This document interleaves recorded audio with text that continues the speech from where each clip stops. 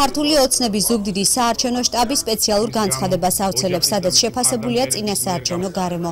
ჟურნალისტებს განცხადება წინასაარჩევნო გარემოსთან დაკავშირებით ქართული ოცნების პოლიტსაბჭოს წევრმა მერაბ ქვარაიამ გააცნო. ნაციონალურ მოძრაობას არჩევნებში დამარცხების აღიარება არ სურს და ამიტომაც ძალადობრივ წინასაარჩევნო გარემოს ასახელებს. ქვარაიამ ჟურნალისტებს განუცხადა, რომ მათ აქვთ ინფორმაცია იმის შესახებ, რომ არჩევნებზე ნაციონალური მოძრაობა პროვოკაციებს გეგმავს. წინასაარჩევნო პერიოდში ჩვენ მომსწრე ვიყავით ნაციონალური მოძრაობის მხრიდან არაერთი უსაფუძვლო და უპასუხისმგებლო განცხადებისა.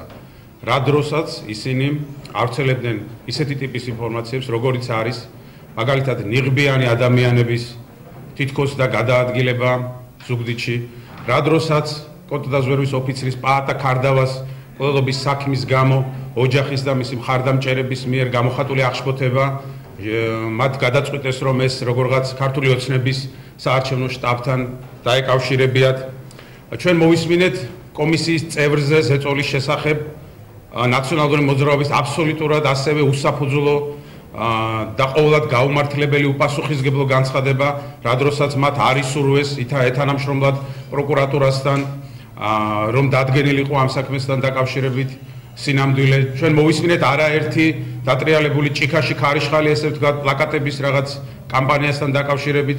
ყოველივე ეს და სხვა გარემოებები, ინფორმაციები, რომლებიც ჩვენ მოგდის, გვაფიქრებიებს, რომ ეს არის შეგნებულად დადგმული, ინსცენირებული პროვოკაციები და შექმნა ილუზიისა, რომ ის დამარცხება, რომელიც გარდაუვალია და ნაციონალური მოძრაობა სულ მალე ზეგ კრახით დაასრულებს თავის საარჩევნო კამპანიას, დაანონსონ როგორც ძალადობის და ძალადობრივი წინასაარჩევნო გარემოს შედეგი.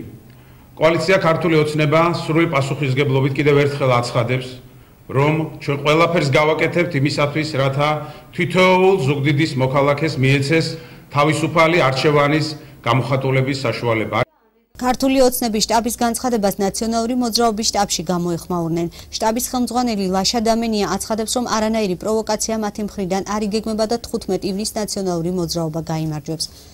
ძველი პრაიმერისის კადრები პრეზიდენტის არჩევნების დროს თქვენ შეგიძლიათ ამოიღოთ ანაკლიაში მოვარდნის კადრები და თქვენ შეგიძლიათ ამოიღოთ ის კადრები, როცა 6 ივნისს აქ მოგვივარდნენ, თუ ვინ არიან ეს ხალხი. ეს არის ერთი და იგივე ხალხი, ეს არის ოცნების აქტივისტები, იმიტომ რომ ჩვენ დილას, როცა ოჯახი მოვიდა, ჩვენ გავედით და ვესაუბრეთ იმ ხალხს. 2 საათის მერე სრული ამ სიტყვის მნიშვნელობით მოხდა ქართული ოცნების თავდასხმა ჩვენ შტაბზე.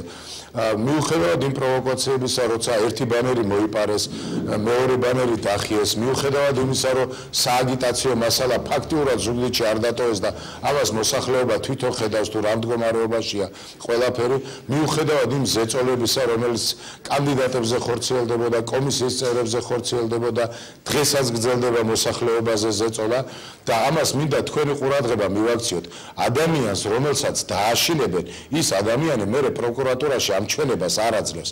დაშინება იმას ნიშნავს ზუსტად, რომ ის დააშინეს და ის უკვე ტელევიზიით განცხადებას და პროკურატურაში განცხადებას არ აკეთებს. მე მინდა სრული პასუხისმგებლობით თქვა, არა მარტო ზუგდიდის ადგილობრივი ქართული ოცნების ხელისუფლებისგან, მომეტებული ღარიბაშვილის მიერ გაკეთებული განცხადებები, ეკა ბესელიას მიერ გაკეთებული განცხადებები ზუგდიდს მიმართავ. ეს სწორედ იმის მაჩვენებელია, რომ 15 ივნისს ზუგდიდის მოსახლეობა გააკეთებს სწორ არჩევანს, გააკეთებს ეროვნულ არჩევანს და გააკეთებს სწორედ იმას, რასაც საქართველოს მომავალი ქვია. მიუხედავად ზეწოლებისა, ჩვენ გამარჯვებას მოვიპოვებთ, აცხადებს დამენია.